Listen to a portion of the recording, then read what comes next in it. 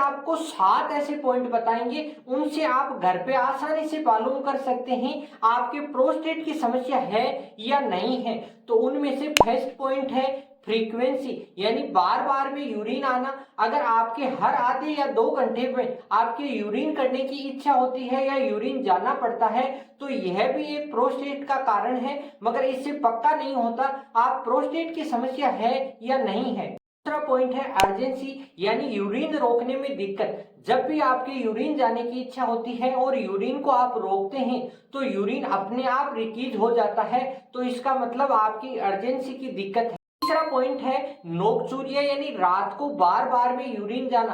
रात को एक बार यूरिन जाना स्वाभाविक है, मगर आप 3 से 4 बार यूरिन जाते हैं तो आपके नोक्चूरिया की दिक्कत है और यह समस्या प्रोस्टेट से मिलती जुलती है।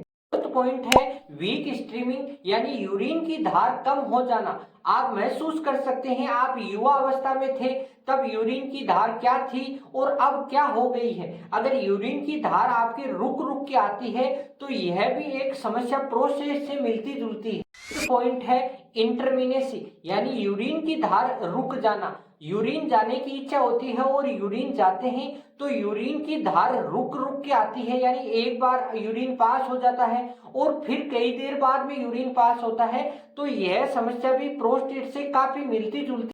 6th पॉइंट है स्ट्रेनिंग, यानी यूरिन करने के समय आपको जोर लगाना। आप जब भी यूरिन पास करते हैं तो पेट की मसल्स का जोर लगाते हैं, तो यह एक स्ट्रेनिंग की समस्या है और यह समस्या प्रोस्टेट के पेशेंटों में बहुत में देखी जाती है। इस प्रकार अगर यह समस्या अधिक दिनों तक रहती है तो आपके पाइल्स और हर्निया जैसी समस्या भी हो सकती है। 7th पॉइंट है फेल टू इम्पटी, यानी आप यूरिन जब भी पास करते हैं तो आपका यूरिन पूरा पास नहीं होता, 30 से 40% यूरिन अंदर रहता है, तो यह समस्या भी प्रोस्टेट से काफी मिलती जुलती है। आपको जो 7 पॉइंट बताए हैं उनमें से स्कोर करें। अगर आपका स्कोर 0 आता है तो आपके प्रोस्टेट की समस्या नहीं है, और अगर आपका स्कोर 5 या 5 से अधिक आता है तो आपको प्रोस्टेट की जांच करवानी चाहिए और डॉक्टर से अवश्य संपर्क करना चाहिए। इसे ही शॉर्ट्स देखने के लिए टिप टॉप हेल्थ शॉर्ट्स को सब्सक्राइब करें।